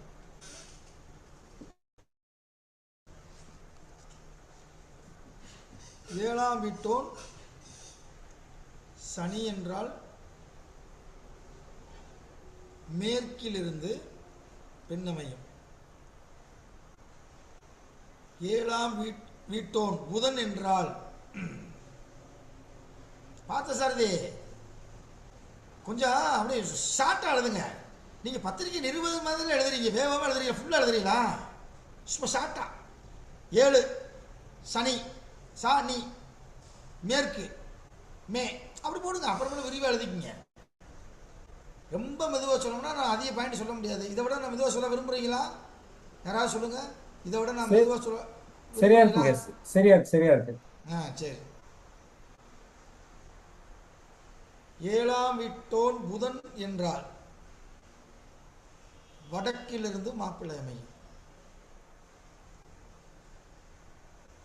வடக்கிலிருந்து மாப்பிள்ளை அமையும். ஏழாம் வீட்டோன் குரு என்றால் ஈசானியம் வடகிழக்கு மூலையிலிருந்து பெண் அமையும். ஒன்றும் கிடையாது. சிம்பிளாக நீங்கள் ஞாபகத்தில் வச்சுக்கிறோம்னா நவக்கிரகத்தை ஞாபகத்தில் வச்சுக்கிறோம். நவக்கிரகத்தை நீங்கள் பார்த்தீங்கன்னா ஒவ்வொரு திசையிலையும் ஒவ்வொரு நவக்கிரகங்கள் திசையில தான் உட்காந்துருக்கும். அதை ஞாபகம் வைக்கிறது கஷ்டமாக இருக்கு. நான் இதவே ஞாபகத்தில் வச்சுக்கிறேன் அப்படின்னா வச்சுக்கோங்க, உங்கள் பிரியந்தே. இல்லாட்டி நவக்கிரகங்கள் பார்த்தீங்கன்னா 9 கிரகங்களும் இந்த திசையில தான் உட்காந்துருக்கும். புரியுதா? அப்படி ஞாபகத்தில் வச்சுங்க. 7க்குடையவன் அடுத்த ரூல்ஸ். 7க்குடையவன் சூரியனுடன் கூடி, இது ஏற்கனவே சொல்லிட்டேன்னா, 7க்குரியவன் சூரியனுடன் கூடி 6, 8, 12 மறைந்தால் ஜாதகன் மனைவி இளம் விதவை ஆவாள். சொன்னா சொல்லலை? சரி எழுதிக்கங்க. சொன்ன மாதிரி இருக்கு எனக்கு. சொல்லிருக்கீங்க சார், சொல்லிருக்கீங்க. சொல்லிட்டீங்க சார், சொல்லிட்டீங்க. சரி, திண்டிவனம் தங்கராஜ் சொல்லிட்டீங்க. சரி சரி சரி, நான் அடிக்கடி செக் பண்ணிக்கிட்டே இருப்பேன். யாரும் என்னை ஏமாற்ற முடியாது, போயிட முடியாது.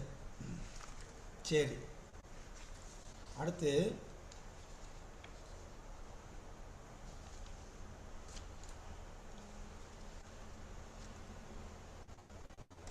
பாருங்க, ஜாதக சிந்தாமணின்னு ஒரு நூலில் இருக்கக்கூடிய விஷயம். அடுத்து போட்டுங்க, ஜாதக சிந்தாமணி.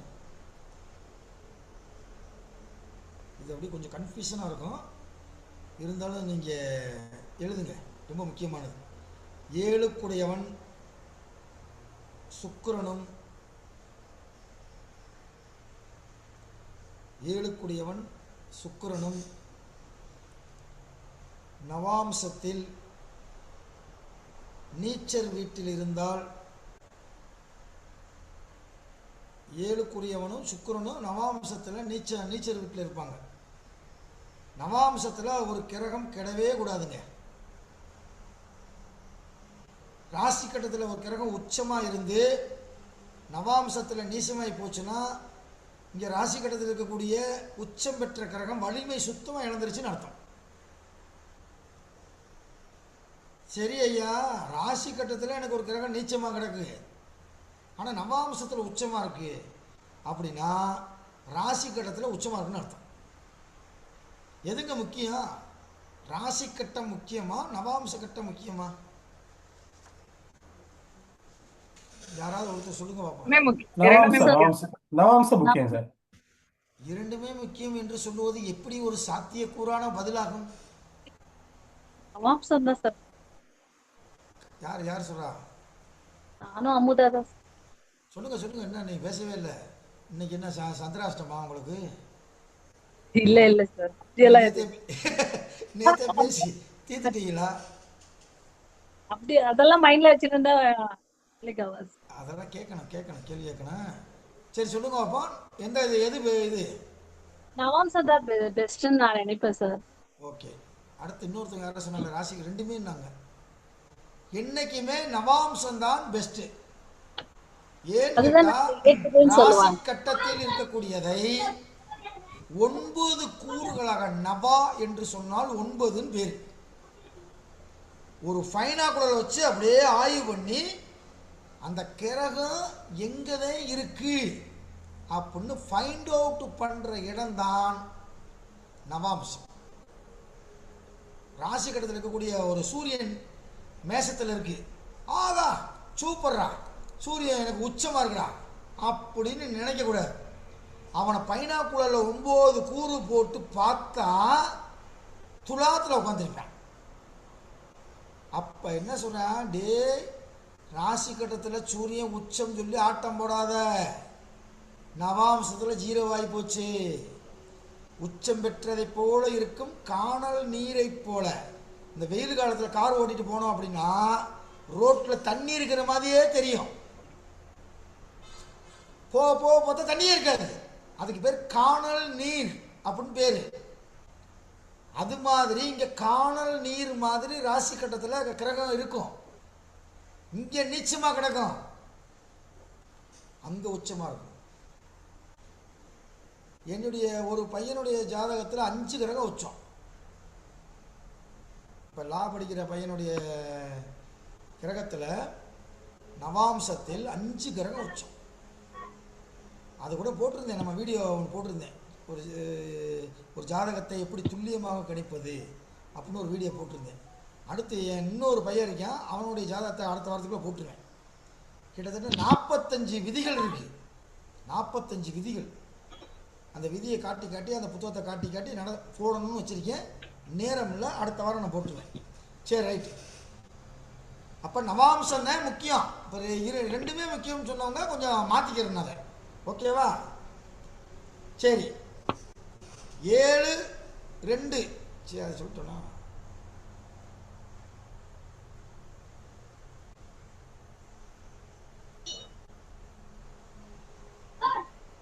சார் அதை கம்ப்ளீட் பண்ணல சார். 7க்குரியவனும் சுக்கிரனும் நவாம்சத்திலும் நீச்ச வீட்டில் இருந்தால் ராசி சக்கரத்தில் பாவர்களின் வீட்டில் இருந்தால் இருதாரம் அமையும்.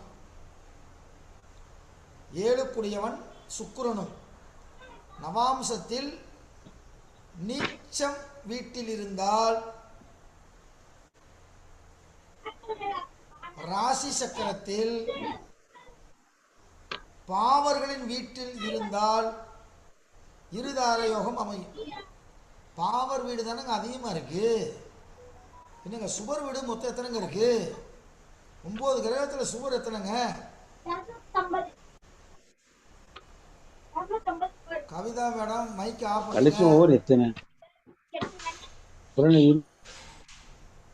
2005 யாரு அவர் ஆஃப் பண்ணுங்க. அதாவது இப்போ நம்ம சொல்ல வந்தேன், பார்த்தீங்கன்னா மறந்து போச்சு. என்ன சொல்ல வந்தேன்? சுபர் வீடு அதிகம் சொன்னீங்க. பாவர்கள். ஆமா ஆமா ஆமா. அதாவது 9 கிரகத்தில் எத்தனை சுபர்கள் இருக்காங்க? யாராவது ஒருத்தர் சொல்லுங்க.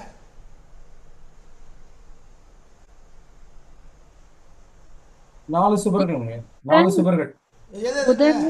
எது சுவாமி? குரு, சுக்கிரன், புதன், வளர்பிறை சந்திரன்.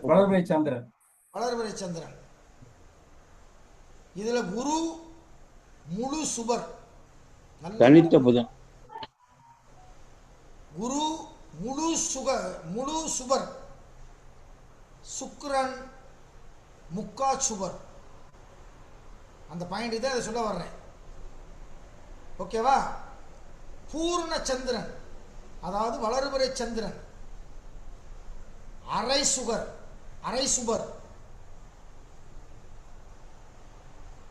ஐயா சொன்ன மாதிரி தனித்த புதன் கால் சுபர். இது பூரா சுபரா இருந்தாலுமே அதுக்கு ஒரு மதிப்பெண் போட்டிருக்காங்க. சுக்கிரன் ஒருவர் தான் முழு சுவர். அருளணைக்கு தலைவர் தேவகுரு, அசுரகுரு. குருவுக்கு பேரு தேவகுரு, சுக்கிரனுக்கு பேரு அசுரகுரு. அப்ப 2 டீம் இருக்கு. தேவகுரு உடைய டீம், இதுக்கு ஹெட்டு குரு. அசுர குருனுடைய ஹெட்டு யாரு? சுக்கிரன். இந்த 2 டீமுக்கு ஆகாது. புரியுதா? ஆமா. அப்ப குரு முழு சுவராக இருந்து ராகு கேதுவை கூடிவிட்டால் முழு பாவியாக மாறிவிடுவான். அப்படி என்டையர்லி டிஃபரெண்ட். ராகு கேதுவை கூடிட்டாலே அந்த இடத்துல முழு சுவரு முழு பாவியா மாறிடுவான். எப்படி மாறி இருப்பான்? ராரா சரசுக்கு ராரா, பார் உன் மனைவியை பார், எப்படி இருந்த மனைவி இப்போ எப்படி ஆயிட்டா அப்படின்ட்டு மண்டையில் இதெல்லாம் போட்டு அப்படி மாறிடுவேன். யாரு? சுக்கிரன், சாரி குரு. புரியுதா உங்களுக்கு? ஆமாம். அதுக்கடுத்து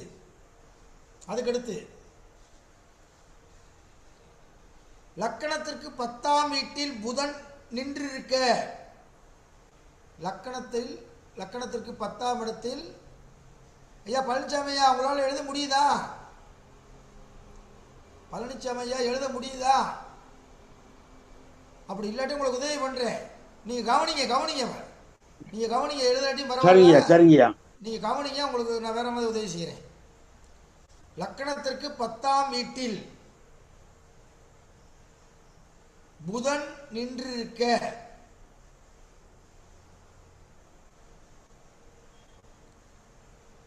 மூணு அல்லது 7ஆம் வீட்டில் சந்திரன் நிற்க. லக்கணத்துக்கு 10ஆம் வீட்டில் புதன் நிற்கணும், 3 அல்லது 7ஆம் வீட்டில் சந்திரன் நிற்கணும். அந்த சந்திரனை சுபக்கிரகங்கள் பார்த்தால் பல மனைவியர் உண்டு. இது என்னடா கொடுமையா இருக்கு? சுவர்கள் பார்த்தா நல்லது நடக்கும்னாங்க, இங்கே பல மனைவியர் கிடைக்குமா சுவர்கள் பார்த்தா? அப்படின்னா என்ன அர்த்தம்? சுவர்கள் பார்க்கலாட்டி ஒரே மனைவின்னு அர்த்தம். மறுபடியும் சொல்றேன், லக்கணத்திற்கு 10ஆம் வீட்டில் புதன் நின்று 3ஆம் இடம் 7ஆம் இடம் இதில் ஏதாவது ஒரு இடத்தில் சந்திரன் இருந்து சுபக்கிரகங்கள் பார்த்தால் பல மனைவியர் உண்டு. நம்ம எல்லா பேரும் என்ன பண்ணுவோம், 7ஆம் இடம் கெட்டு போச்சு, ஆண்களுக்கு சுக்கிரன் கெட்டு போச்சு, பெண்களுக்கு செவ்வாயை பார்ப்போம், அவ்வளோதான் நமக்கு தெரியும். ஆகா ஓஹோ நல்லா இருக்குன்றுவோம். அது இவ்வளோ ரூல்ஸில் ஒரு ரூல்ஸ் வந்தாலும் அது தன்னுடைய வேலையை கட்டிடும். சில பேர் இந்த பொருத்தம் பார்த்தவனை வாங்கி பார்த்தீங்களா, சண்டாலை பொருத்தம் பார்த்தாங்க, என்ன பொருத்தம் பார்த்தாங்கன்னு தெரியலன்னு இப்படிதான். இது தெரியலாட்டி நம்ம ஆகா ஓகோன்னு சொல்லிடுவோம், அந்த திசாபத்தில் அதை பிடிக்கிட்டு போயிடும், அவ்வளோதான். 2 கூடியவன் 12 கூடியவனும் இணைந்து 2 + 12 ஈக்குவல் 3. 2 குறியவனும் 12 குறியவனும் இணைந்து 3இல் அமர.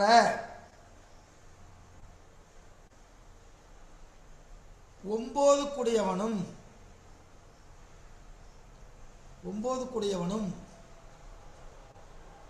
குருவும் பார்க்க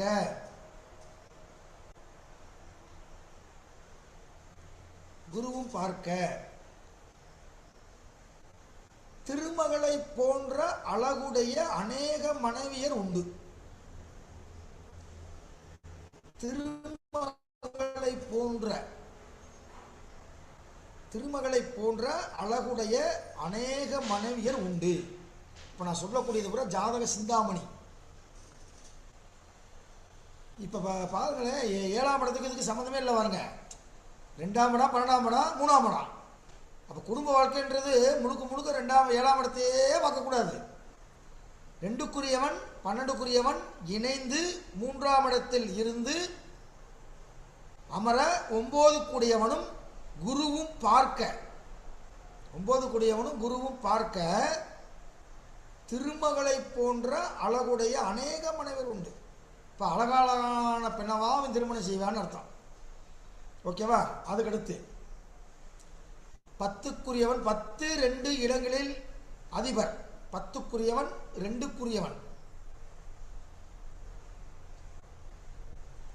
10 கேந்திர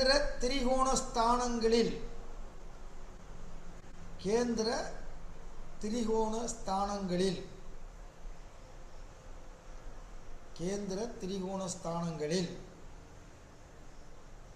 சுவர்களின் வீடுகளில் அமர்ந்திருப்பதோடு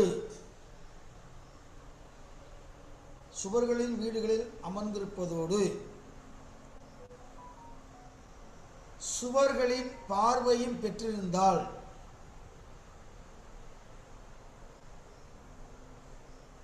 பல மனைவியர் உண்டு.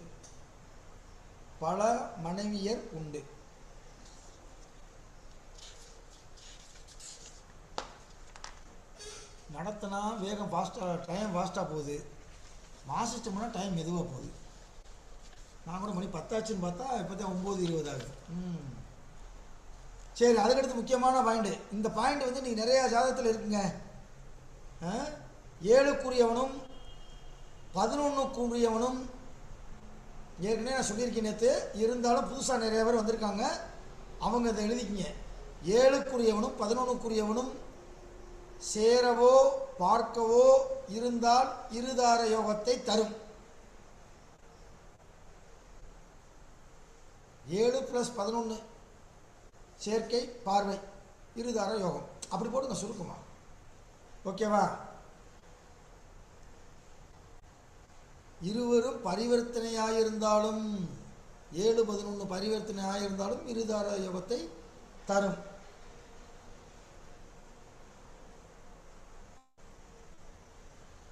அடுத்து பாருங்க, 9க்குரியவன் 7லும் 9க்குரியவன் 7லும் 7க்குரியவன் 4லும் நிற்க. 9க்குரியவன் 7ல் 7க்குரியவன் 4ல் நிற்க. 2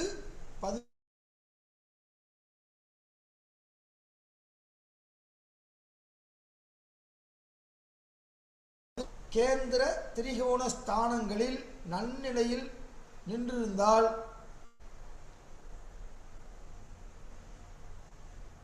மனைவியர் அநேக பேர். மனைவியர் அநேக பேர். சூரியனே 7க்குடையவனாய் வந்து, சூரியனே 7க்குடையவனாய் வந்து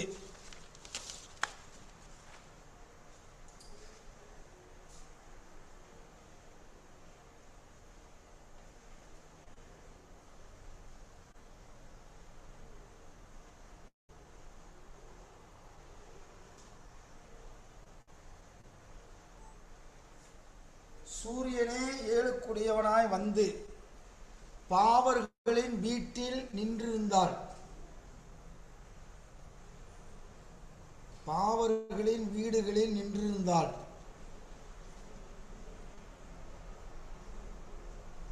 இந்த ஜாதக அமைப்புடையவள், இந்த ஜாதக அமைப்புடையவள்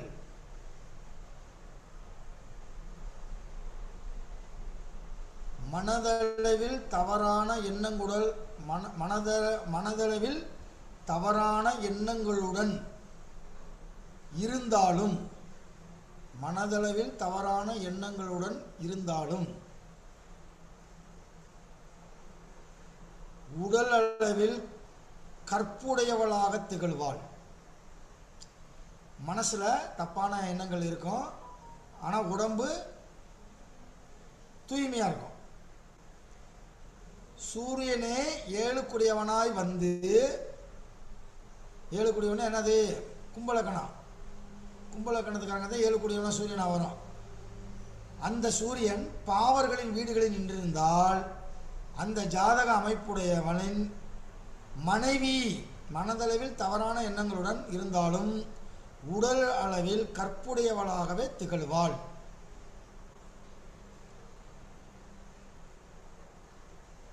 ரெண்டில் குருவும்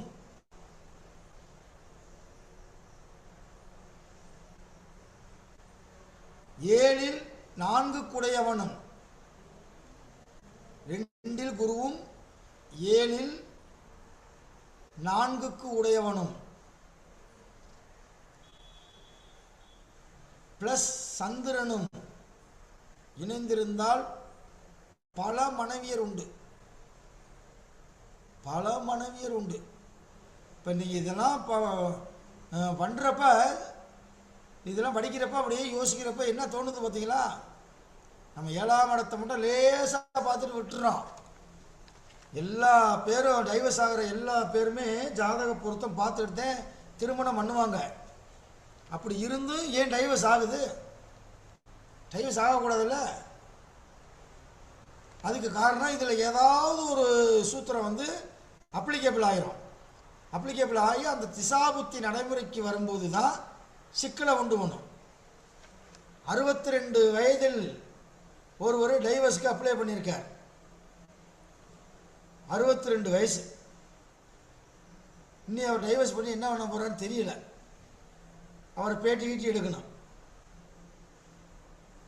ஏன்னா அப்பதான் அவருக்கு திசா புத்தி வந்திருக்கு. ஒரு நீதிபதி, ஒரு பெண் நீதிபதி திருமணமே செய்ய மாட்டேன் அப்படின்னு சொல்லிட்டாங்க. அந்த பொண்ணுடைய அப்பா வந்து என்னுடைய நண்பர். என்கிட்ட வந்து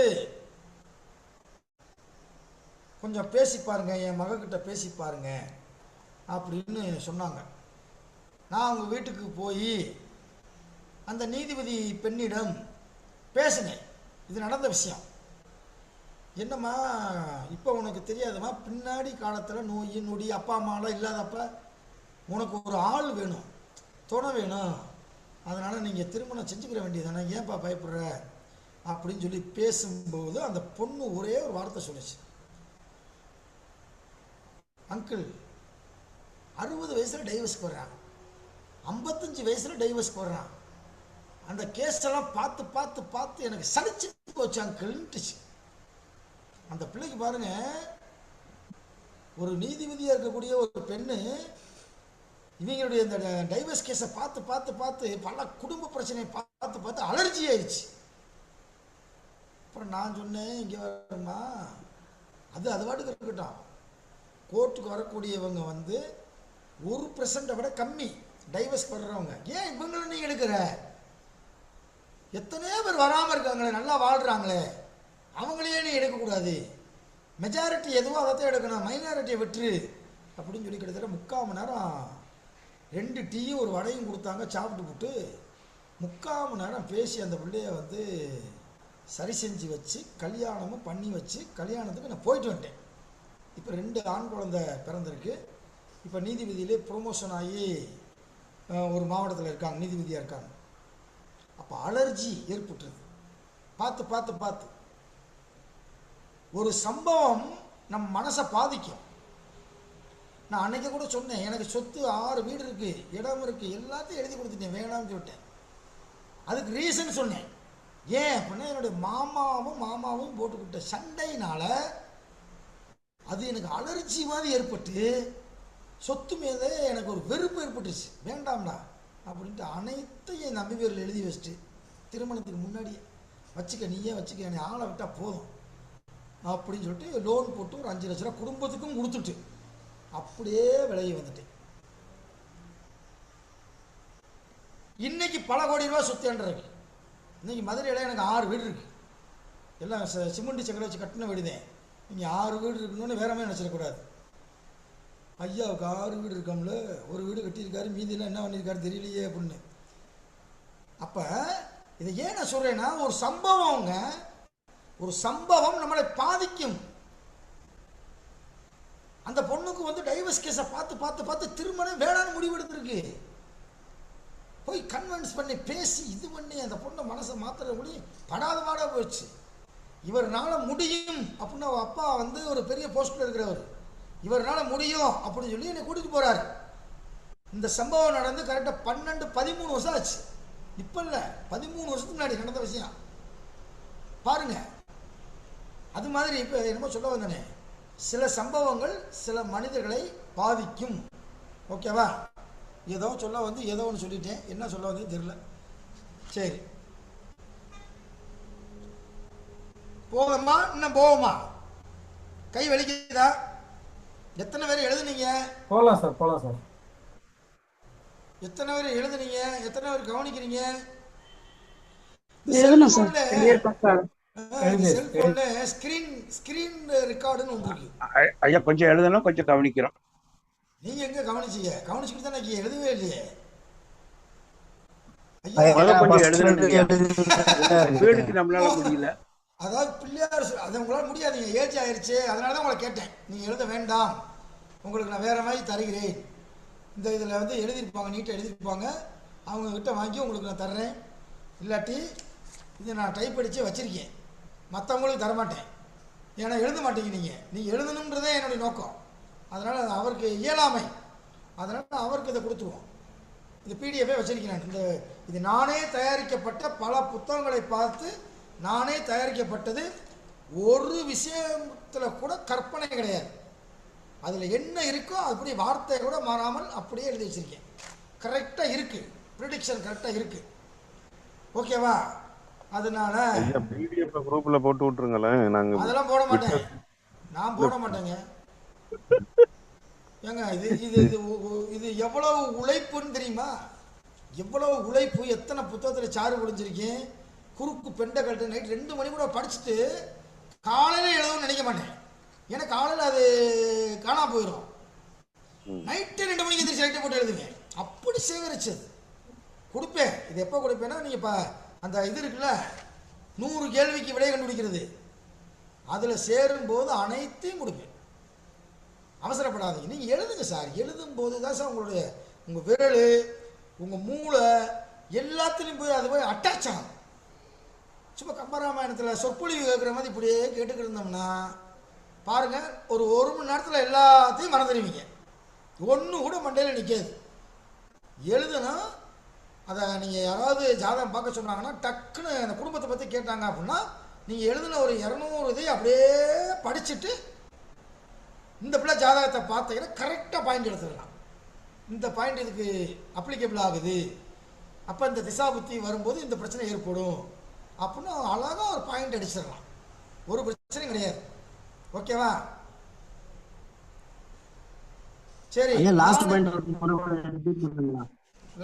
என்ன சொல்ல 2 4 சந்திரன் சேர்ந்து புக்கு ஜெராக்ஸ் கொடுக்குறோம், நீங்க அது என்னாச்சுன்னு தெரியலீங்களா? ஐயா, நேற்று போய் புக்கு கொடுத்து விட்டேன். என்னுடைய புக்கை அக்கா பிரித்து ஸ்கேன் பண்ணிக்கிட்டு இருக்காங்க. ஸ்கேன் பண்ணி முடிச்சுட்டு அதை எனக்கு பிடிஎஃபாகவும் தரேன்ட்டாங்க. புக்கும் கொட்டேஷன் கொடுக்குறேன்னு சொல்லிட்டாங்க. கொட்டேஷன் அநேகமாக நாளைக்கு மதியம் வந்துடும். நாளைக்கு திங்கக்கிழமை, இன்றைக்கி ஞாயிற்றுக்கிழமை லீவு. நான் வந்து சனிக்கிழமை மதியானம் கொடுத்தேன். அவங்க பூரா பிரிச்சிருக்கேன், பிரித்து ஸ்கேன் பண்ணி புத்தகமாகவே போட்டு தரேன்ட்டாங்க. நாளைக்கு மதியானம் வந்துடும். நான் குழுவில் போட்டுருவேன். மொத்தம் 5 புத்தகம் இருக்குது. அடிப்படைக்கு ஒரே ஒரு புத்தகம், உயர்நிலைக்கு 2 புத்தகம், மேல்நிலைக்கு 2 புத்தகம். மொத்தம் எத்தனை? 5 வந்துருச்சா? ஜோதிடத்தை படிக்கக்கூடியவங்க 5 புத்தகமே நீங்கள் வாங்கிக்கிங்க. இது கிடைக்காது. இப்போ கண்டென்ட் தான் மெயின். அந்த கண்டென்ட்டை நீங்கள் வச்சுக்கிட்டு அந்த கண்டென்ட் டெவலப் பண்ணுங்கள், அவ்வளோதான். எல்லா கண்டென்ட்டும் விரிவாக இருக்காது, யார் நோட்ஸ்லையும் இருக்காது. அப்போ கண்டென்ட் என்ன, அடிப்படைக்கு எதெல்லாம் தெரிஞ்சால் போதும், உயர்நிலைக்கு எதெல்லாம் தெரிஞ்சால் போதும் அப்படின்ட்டு இந்த பொருளடக்கம் கொடுத்துருப்பாங்க. அந்த பொருளடக்கத்தை மட்டும் நம்ம தெரிஞ்சுக்கிட்டு அதை அப்படி டெவலப் பண்ணுங்க. எப்போனாலும் நீங்கள் வாட்ஸ்அப் குரூப்பில் நீங்கள் பேசி சந்தேகம் கேட்டீங்க அப்படின்னா உறுதியாக நான் வந்து நேரம் கிடைக்கும் போது அதை கேட்கும்போது உங்களுக்கு பதில் கொடுத்துருவேன், கட்டாயம் கொடுத்துருவேன். ஒன்று குழுவில் போடுங்க, இல்லாட்டி இண்டிவிஜுவலாக அனுப்புங்க. அந்த உதவியை நான் கட்டாயம் செய்வேன். ஓகேவா? ரைட்டு. நாளை என்ன கிழமை? நாளை திங்கக்கிழமையா? நாளை திங்கக்கிழமை. நீ அடுத்த வாரம் சனி ஞாயிறு தான் கிளாஸு. எனக்கு திங்க செவ்வாய் அடுத்த வாரம் சனிக்கிழமை கிளாஸ் இல்லை. ஓகேவா? எலெக்ஷன் டியூட்டி சனிக்கிழமை. ஞாயிற்றுக்கிழமை காலை மதியம் இரவு 3 நேரம் நடத்துவான். அநேகமாக வந்து 12 பாவம் முடிஞ்சிருச்சுன்னா அடிப்படை மாணவர்களுக்கு பாடம் முடிந்து விட்டது, தெரிஞ்சுக்குங்க.